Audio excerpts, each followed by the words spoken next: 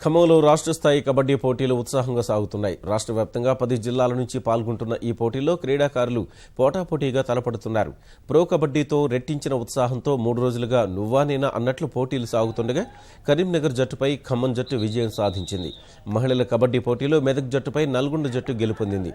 హోరాహోరీగా సాగుతున్న కబడ్డీ పోటీలను వీక్షించేందుకు వస్తున్న ప్రేక్షకులు, కబడ్డీ క్రీడాభిమానులతో ఖమ్మం నగరంలోని సర్దార్ పటేల్ మైదానం కిక్కిరిసిపోతోంది.